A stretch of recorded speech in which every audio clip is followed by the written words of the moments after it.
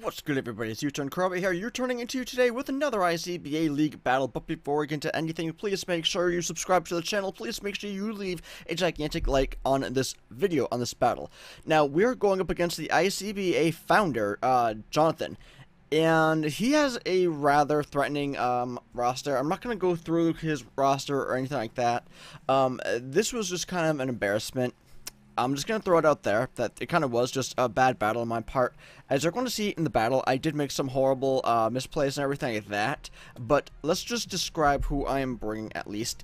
I am bringing a Timid Ninetales, Choice Scarfed, Freeze Dry, Blizzard, Moonblast, HP Ground, a Vaporeon with Leftovers, Bold, Water Absorb, Scald, Protect, Wish, and Roar, Sylveon, Pixelate, Leftovers, Calm, Hyper Voice, Baton Pass, Wish, Protect, Latios, Psychium Z with Dragon Pulse, Thunderbolt, Shadow Ball, and Trick, Timid, Greninja holding the Focus Sash, Spikes, Low Kick, Gunk Shot, Ice Beam, Naughty Nature, an Excadrill, Stealth Rock, Rapid Spin, Earthquake, Iron Head, with the Okaberry, and Jolly.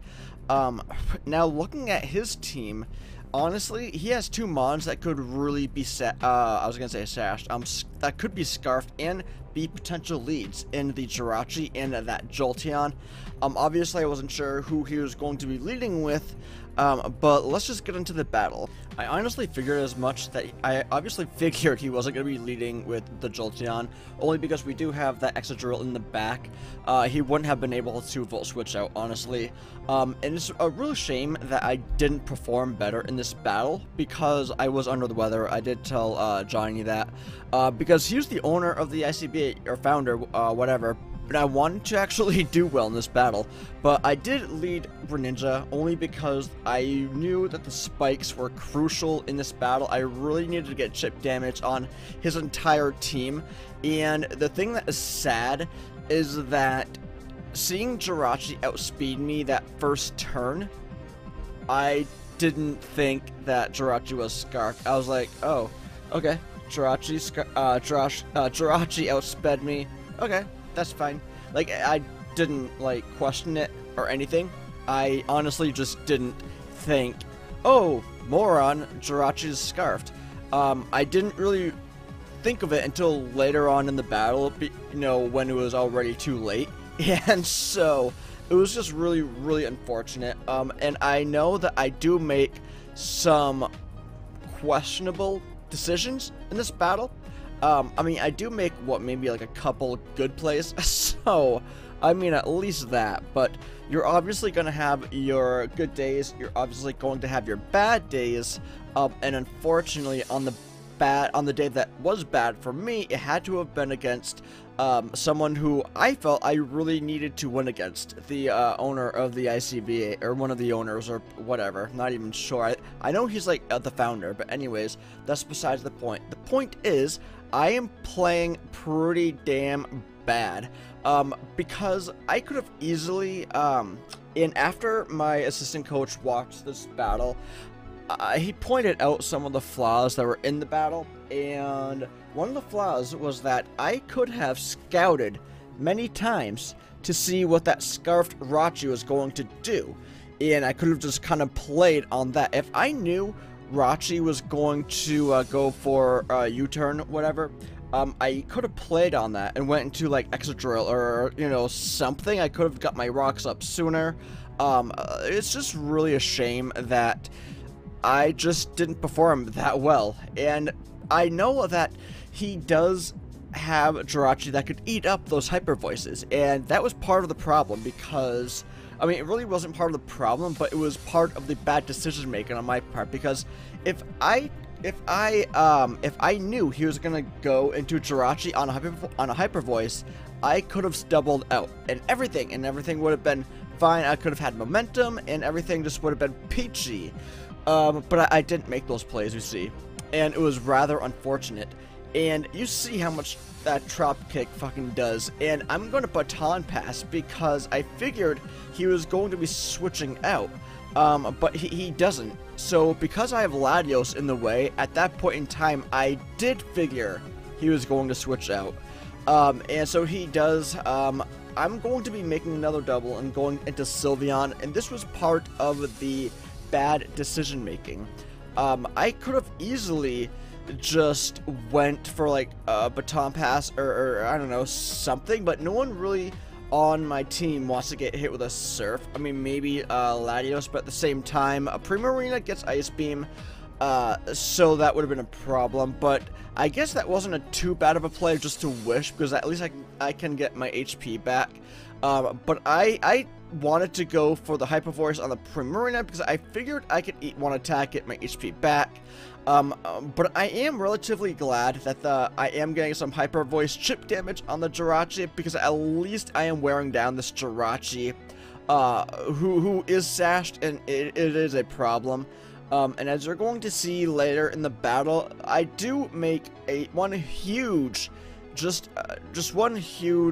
bad decision that kind of predicted the rest of the battle, really. And the reason why I am leaving Excadrill in on the Teresa, I don't even know, Serena, there we go. The Teresa is just because I don't know. I think I just wanted to get rocks up or something. I wanted to predict what he was going to do, and I didn't predict right. I kind of forget what I was thinking, honestly, but I am going to stupidly allow him to take out my Vaporeon, which I could have scouted earlier on, and you know, I would have had more HP and I would have been able to deal with that.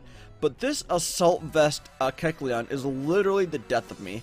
The reason why I know it's Assault Vest is because, well, Johnny and I talked after the battle. He told me, I'm just like every battlers do after the battle, they discuss it. So knowing that it was Assault Vest, I was literally just like, oh my fucking god, of course it's Assault Vest, because the Hyper Voice, everything else just didn't do anything at all to Kecleon. It was really, really unfortunate. But the one good thing is that he does have the Thunder Punch, which I can kind of work around with. As you can see, I was able to get my HP back, which is a plus, and I can kind of work around with that and go into Levesk and just predict that Thunder Punch, and I can get at least some damage off on this Kecleon. But he's going to be switching out and going to Teresa right now because he knows he can take any attack that Excadrill wants to offer. I probably should have predicted him to switch because that was the right play after all. And the reason why I am now leaving Excadrill in, because one, I thought maybe Teresa was going to go for a Rapid Spin, and I wanted to go for my Rocks again. And on the slight chance that he was going to hit me with, like a Trap Kick or whatever, I wanted to try getting some damage off on this thing with an Iron Head, because I noticed that Iron Head was obviously doing more than what EQ could do. And during this few turns, I did have to double check to see what moves Teresa gets. And I learned, because I never go up against any Gen 7 Pokemon, that Teresa does get Rapid Spin. And I did learn that by seeing it firsthand. So that was kind of cool. And another thing that was kind of cool was just getting those flinches, because I feel like those did help me out. Because I wouldn't have been able to weaken Serena all that much had I not gotten those flinches. So that was pretty cool. But now the worst case scenario has arisen. I am now facing a Dragon Dancing sub Mega Gyarados, and I no longer have my Roaring Pokemon left. So that is a problem. And as you noticed earlier in the battle, I mentioned Vaporeon was Water Absorb. I could have just saved Vaporeon and allowed Vaporeon to eat up that waterfall or something, you know what I mean? But I didn't, because I was dumb and I just wasn't thinking clearly. And he now knows that Ninetales is Scarf because I outsped the Gyarados, so he is able to work around that. And you're gonna see momentarily he does just that by and I'm not even gonna really tell you. I'm gonna force you to watch. If you're still watching this battle, if you're still interested by just anything, the thumbnail, just by my sexy voice, just anything, then I thank you for still watching.